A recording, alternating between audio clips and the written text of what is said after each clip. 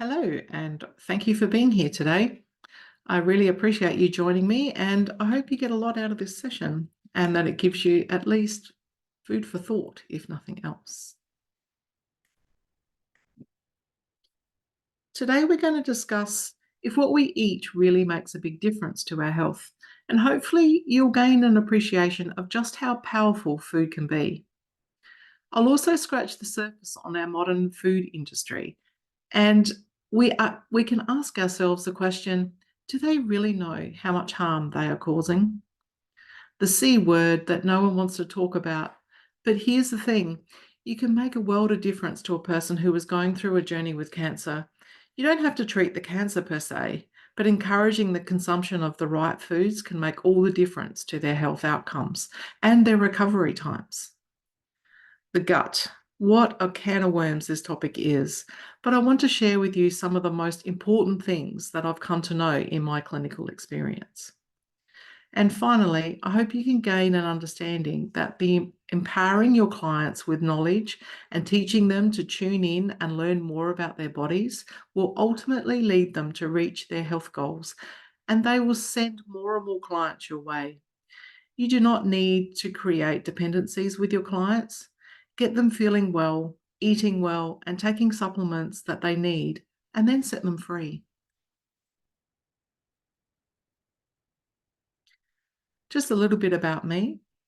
I graduated with my health degree from Endeavour College in 2019, and I found my ideal clinic space in an osteopathy practice, and I had everything ready to go in January of 2020. Then, of course, we all know what happened next. Yes, that's right, the other C word we don't like to talk about, so we won't. Needless to say, it was a tough year for many reasons, but I already had an established small group of clients, so I wasn't about to give up. Plus, I already had poured significant funds into establishing the business. Unfortunately, I had to move my clinic a year later, and then again a year after that. Yes, it was a struggle to keep going at times, but then I landed what I felt to be at the time my dream workspace at Bottoms Up Colonics. While I lost a lot of money and part of my soul in all the disruption, every clinic space gave me something, both personally and professionally. Whether it was a lesson to learn or time to write articles, some public speaking opportunities, everything that happened led me to where I am now, and I'm truly grateful for that. The start of my nutrition studies began with losing the love of my life. I could have gone back to working in the IT industry, but I had an inner drive to do more with my life.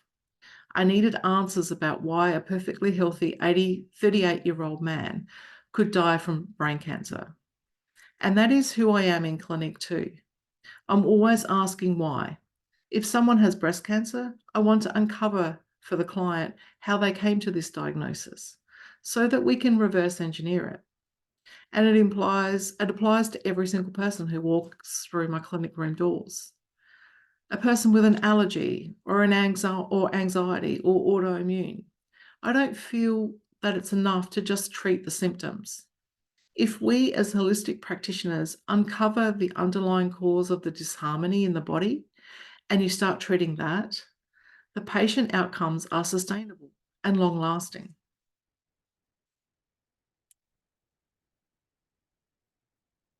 To support me in obtaining the root cause of someone's illness, I use a handheld infrared spectrometry unit along with some very clever software. And with that, I can instantly see heavy metals, minerals, and the important antioxidant vitamins that the liver detox, B vitamins. And this drives my nutrient therapy prescriptions. I also use standard blood pathology, the ones that are generally ordered by GPs, who then tell their patients that everything is fine, despite the patient feeling anything but fine. I take that very same data and review it line by line, comparing it to an optimal health range. And it is these two sets of data that give me the full biochemical picture of what's happening for the client. From cancer to chronic fatigue and everything in between, these two sets of data mean I rarely need to send my clients for further testing. And I can usually have my clients feeling better within the first 4 weeks of treatment, as I'm supplementing only what their bodies need, and there is no guesswork in what that may be. I do not treat their disease, but simply identify the imbalances in their body and work on correcting these imbalances, along with cleaning up their diets and supporting their sleep and their stress levels. Then their bodies do the rest.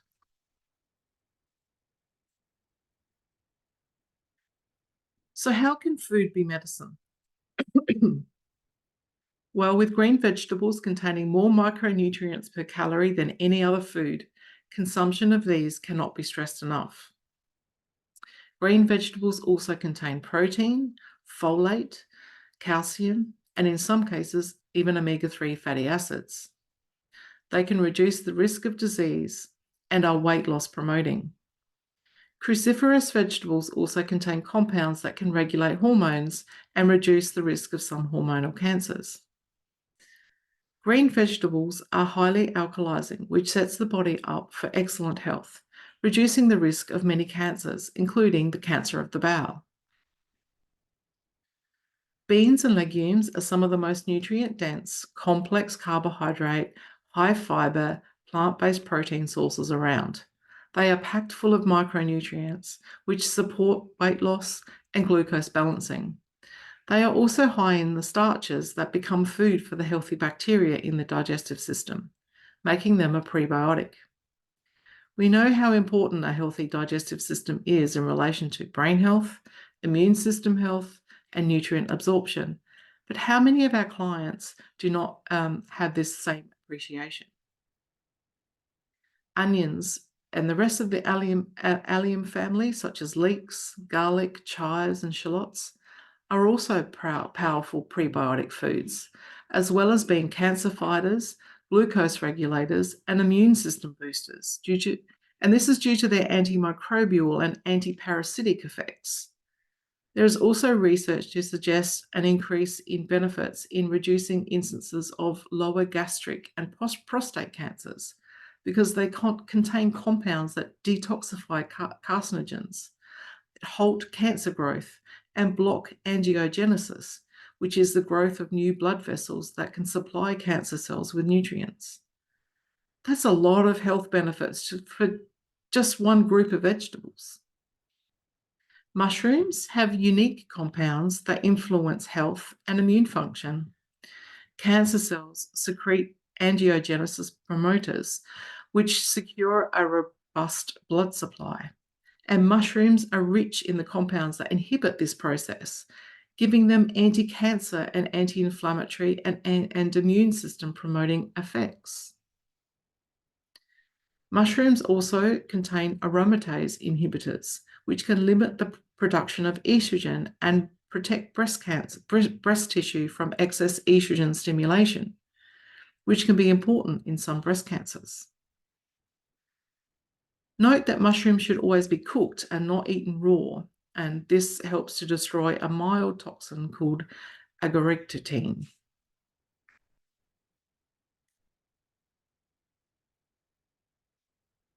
Berries are true superfoods due to their high antioxidant value, low fructose, and high nutrient content, including phytochemicals and flavonoids.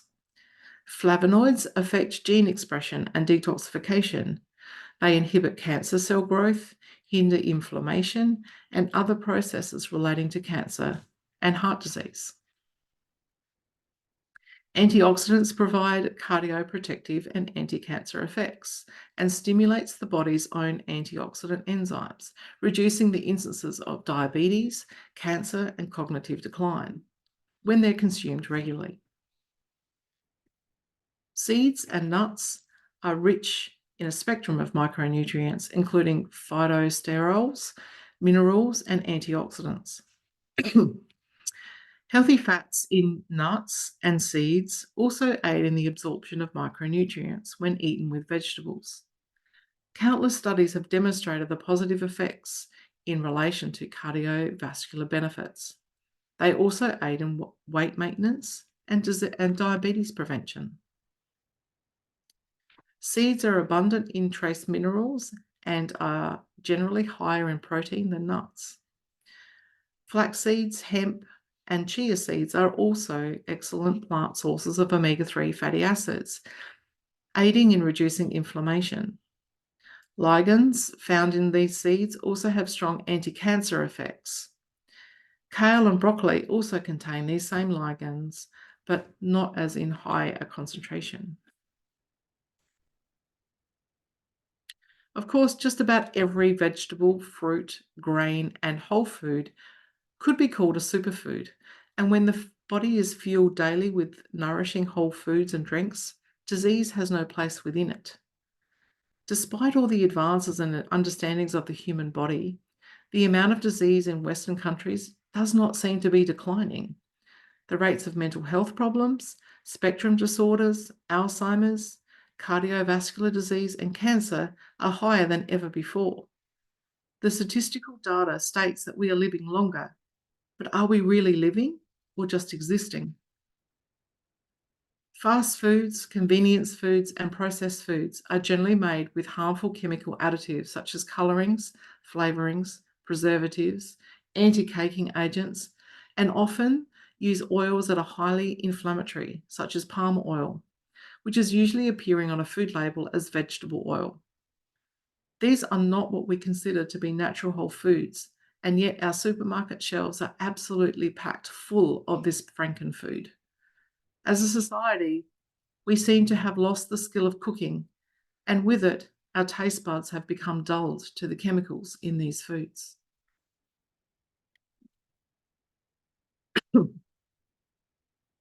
Farming practices have changed dramatically over the past 50 years, with high amounts of pesticides and herbicides used in agriculture without any concern for the health benefits of the people who were consuming them. The use of genetically modified seed and mono-farming practices mean that our food is produced now, the food that is produced now is vastly different to how it was 50 years ago. Now, I'm only 57 years old, so in my lifetime, there has already been a dramatic shift towards using these herbicides and pesticides, and now synthetic fertilizers to grow food. The average person does not know or understand how farming works or why it may be linked to their health concerns. Glyphosate is a herbicide used to kill weeds. You might know it as zero weed killer, and you probably have some in your garden shed. But did you know that glyphosate is actually an antibiotic? The genetically modified seed is resistant to this glyphosate, so the crop is sprayed to kill any competing weeds. The plant will absorb the chemical, and any bacteria on or in the plant is killed. This includes the healthy bacteria in the soil. So now the microbiome of the soil is being destroyed and nothing will grow in it. So there is a need to use synthetic fertilizers to grow the crop. This superphosphate fertilizer is high in cadmium, which promotes inflammation and leaky gut, creating digestive symptoms in the young and old.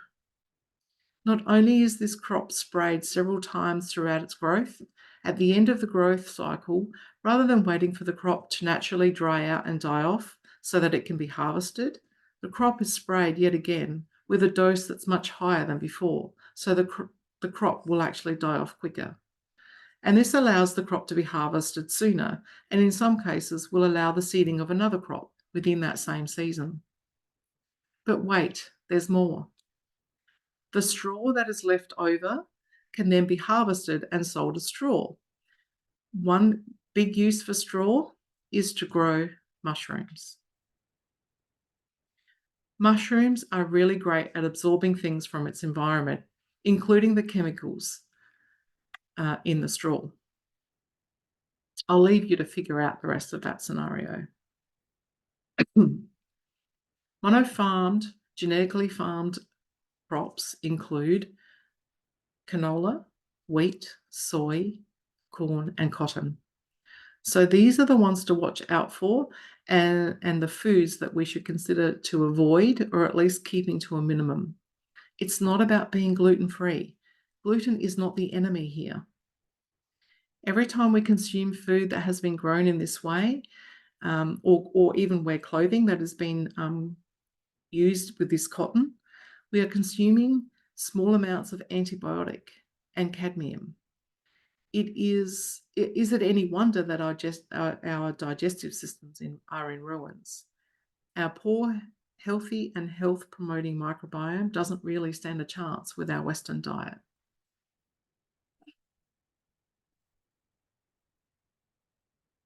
Another really harmful product heavily used in our food industry is palm oil. It is absolutely everywhere. Try buying a bar of soap without it. I challenge you to find one in the supermarket. Palm oil is generally labelled as vegetable oil, and the average person does not realise that it is palm oil. Of course, there are other types of vegetable oils like canola oil and safflower oil, rice bran oil, sunflower seed oil, but I'm not talking about these other oils. Let's just focus on the plain vegetable oil that is actually palm oil. It's in lollies, snack foods, instant rice, processed foods, margarine, baked goods, crackers, biscuits, pre-made doughs. Just about every junk food also contains it. There's a reason why it's called junk food, right? So why does this matter? Okay, well, we've got the environmental impact. That's obviously a big one, but we're talking about food as medicine. So let's just put the environmental to one side for the moment. In 2021, scientists proved the links between palm oil and cancer metastasizing. Take a moment to absorb that information. Palm oil can promote cancer to spread. So the answer is simple, right? Let's just take palm oil out of our food. But that's not what happened. The scientists decided to focus on creating a cancer treatment based on this new information. So why does the food industry like palm oil so much? Well, it's cheap, it's extremely versatile, has a long shelf life, it can withstand high temperatures, can be used in just about anything from a personal care product, food, and even in cleaning products. It's crazy stuff, really, really crazy stuff. But there it is. So next time you go to the supermarket to buy Arnott's biscuits, read the ingredients on the packet. So here's your next challenge. I challenge you to find a commercially made biscuit in the supermarket that does not contain vegetable oil. Good luck.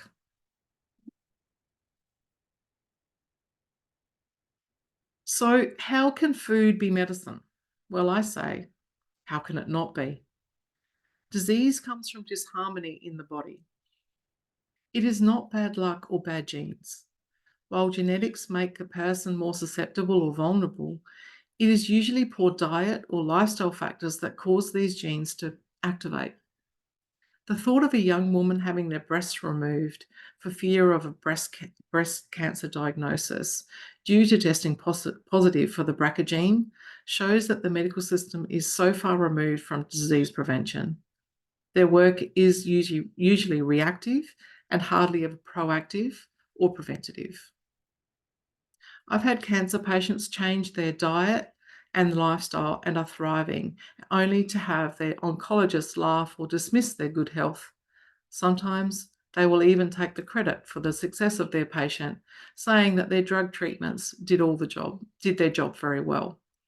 All this despite thousands of other patients losing their battles with the same cancer and the same cancer treatments. Other really big factors in cancer is liver health, in particular methylation. All my cancer patients have problems with methylation for one reason or another, and their heavy metals are always high, as they're not detoxifying optimally through these liver pathways. Again, I do not send them for testing, as I can see from their bloods and from their scan results which B vitamins are low, and I just supplement what's needed at a dose that's relevant for them. Whether they have the MTHFR gene really doesn't matter one way or the other. Good health can be achieved and food can be thy medicine. Encouraging your clients to delete those fast food apps and get back into the kitchen can really save lives. Cooking shouldn't be a chore, but a part of life. Not only will this promote feeling better, sleeping better, and give them more energy, but they'll be reducing their risk of serious disease exponentially.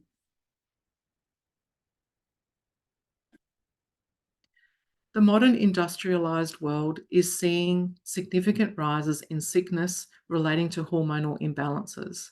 This includes breast and prostate cancer, severe menopause symptoms, early puberty, especially in young girls, a myriad of behavior problems, poor mental health, and high instances of poor sleep. So, what is behind all of this? It can't all be genetic, can it? Breast cancer is the number 1 cancer diagnosed in the world, closely followed by prostate cancer. These statistics are alarming, with 1 in 7 women likely to receive a diagnosis of breast cancer in Australia, based on data collected in 2021. Surely preventing the cancer in the first place makes more sense than researching for a cure.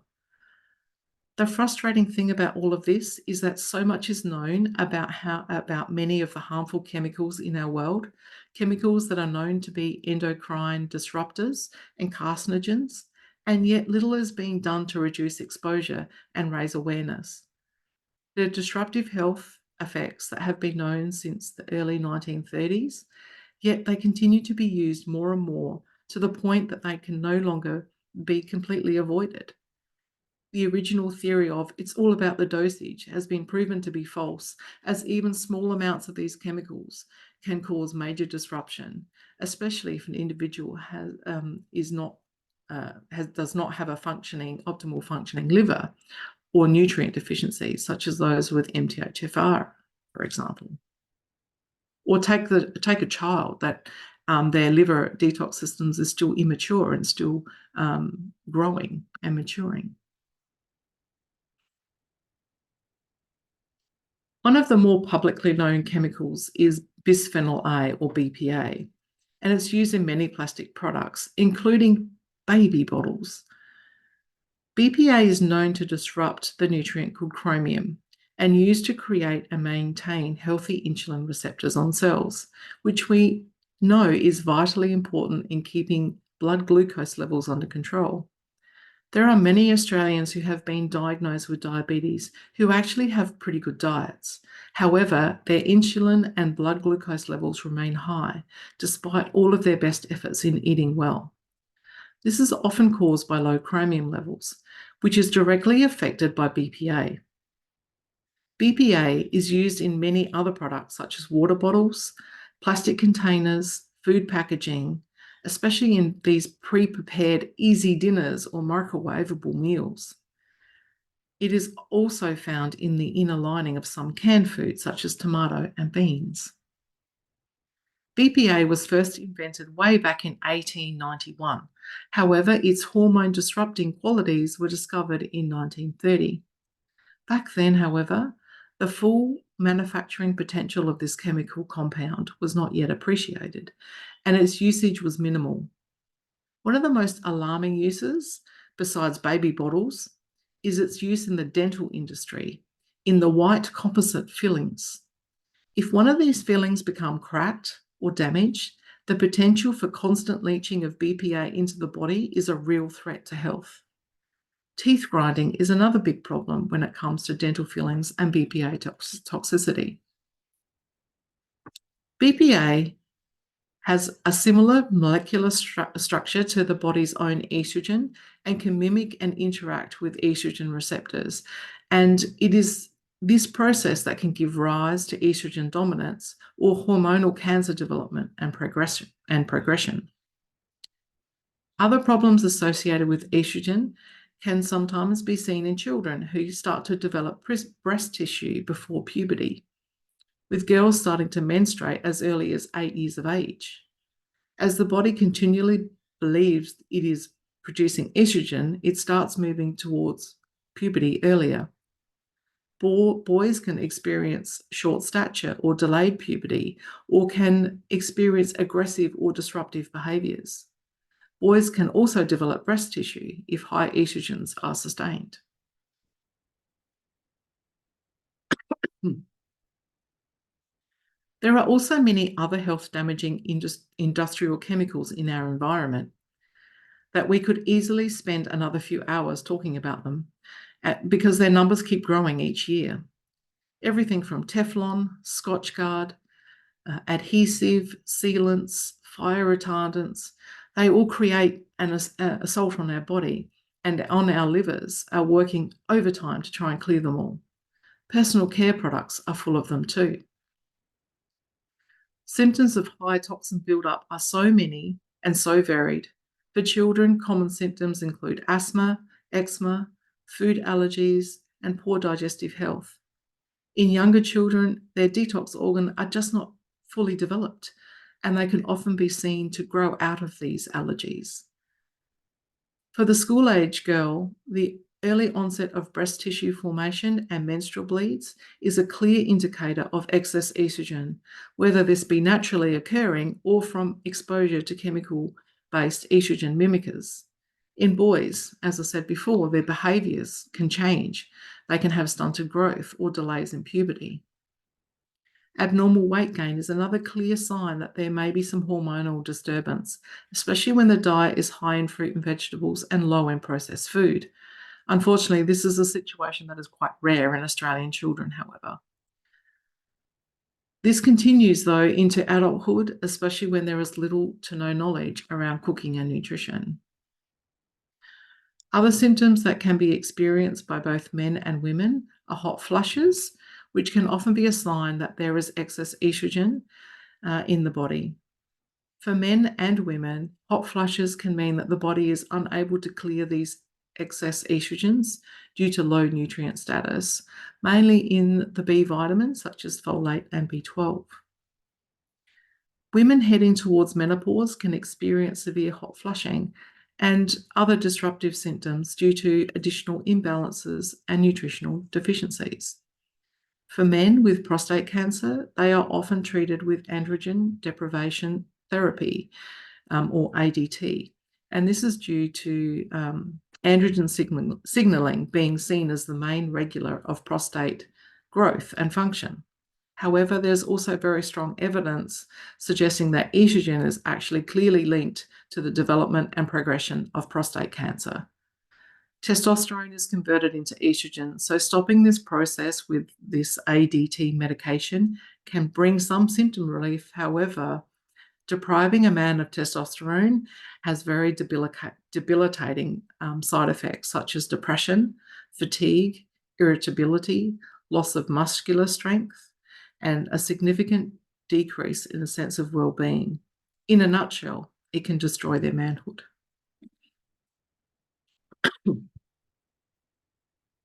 Collectively, all the chemicals known to cause hormone disruption in the body are called xenoestrogens, and there are literally thousands of them. While it may be impossible to avoid them, you can encourage your clients to make big differences to their health and the future health of their family by reducing their exposure to many of these, to as many of these as possible. Using glass drink bottles or looking for personal care products that are free from PCBs or SLS chemicals, avoiding room freshener sprays or plug-ins, and opt for infusers that use pure essential oils instead. Teach them to never heat food in plastic containers, even if they are BPA free. Use glass containers or crockery instead. Ensuring a healthful diet that is rich in vegetables, especially the green ones, as they are high in folate and are important in supporting the body to excrete these toxins. Other foods that support removal of estrogens include those from the cruciferous vegetable family, as they contain natural chemical that will bind and excrete estrogen metabolites.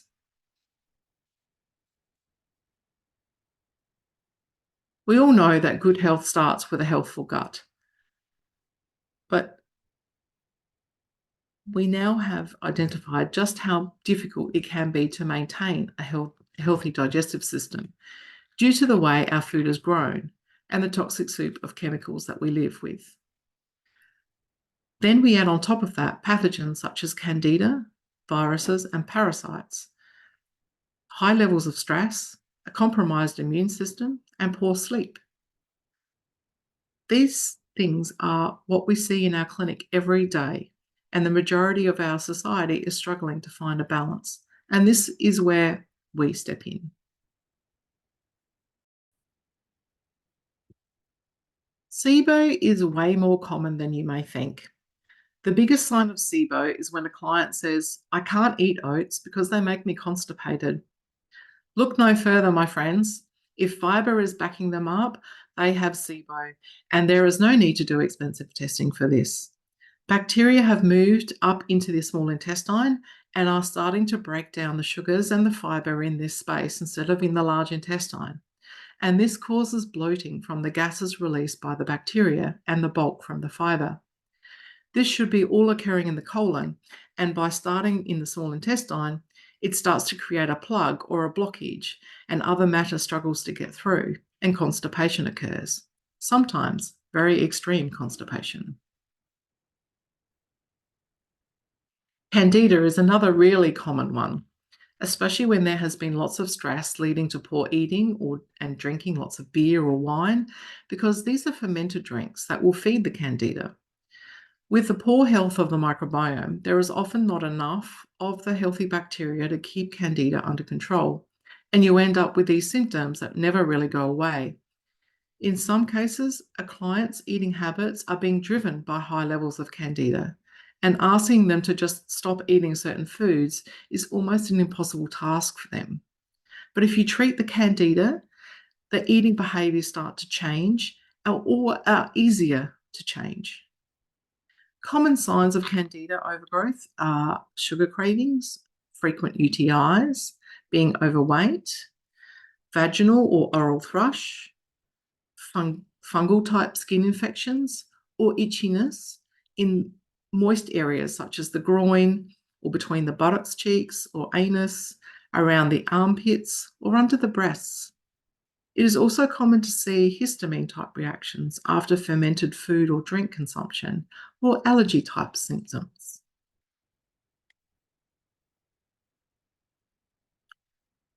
Parasites. Well, now this is another subject I feel that no one is really talking about. But personally, I feel this is a much bigger issue than we realise. Due to working with the lovely ladies at Bottoms Up Colonics, I know that parasites are very real and very, very common. Some of these symptoms will cross over into Candida and SIBO as well. And of course, you can have a client with all three of these conditions.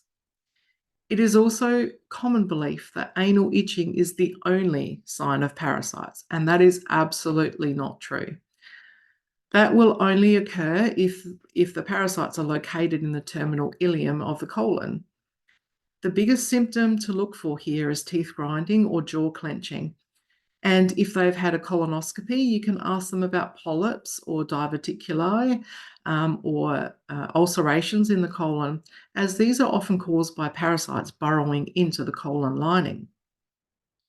Anxiety is another big symptom, as some parasites will release a neurotoxin that can create this symptom.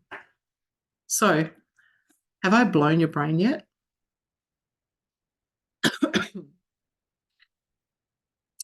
I appreciate that I've shared a lot of information with you in a very short time, but I hope that you have a bit more of appreciation of just how much impact you can have as a holistic health practitioner.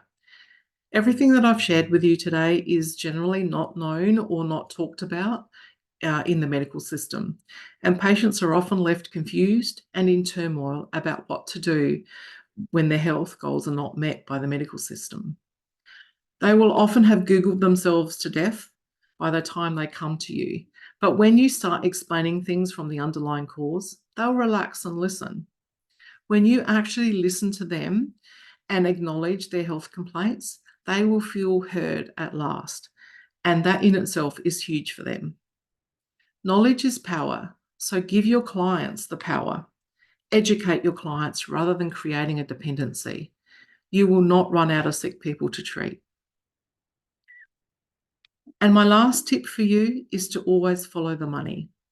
If you see some amazing health promoting program or supplement on the internet, understand that each person is so individual that it is just not possible to create one product or diet program for all. Behind these programs is generally someone making a ton of money, and often they are not even a qualified health practitioner.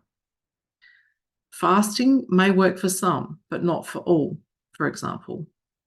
Cancer may resolve for one person who adapts a special diet, but will not guarantee success in the next person. Digestive cleansing, however, is something that just about everyone can benefit from in one way or another. Eating healthful whole foods with a high emphasis on plant-based vegetables and legumes and staying away from mono-farmed grains will go a long way to disease prevention. Of course, organic is always going to be best, but that comes at a cost that not everyone can afford. We may not be able to solve all the problems in the world, but we can certainly shine a light on what is happening to our food, educate and provide answers for our clients, as the medical system is most certainly not doing that. Thank you so much for being here, and I hope you've learned some things today. If you would like to learn more about the gut issues that I've discussed, I've written some articles on parasites, SIBO, candida, and leaky gut, as well as many other health topics, including brain cancer and breast cancer. They're all available at my website, which is at eatrightforlife.com.au. If you would like to learn more about heavy metal testing or pathology reporting that I do, you can send me an email at irene@eatrightforlife.com.au. I run 7 module courses on how to achieve these results and also offer mentorship programs and private Facebook support groups for practitioners who have completed my course. This allows us to continue to learn and share information that we collect from our clients and allows us to continue to develop and provide even better outcomes for our clients. Thank you again, and I hope to see you soon. All the best.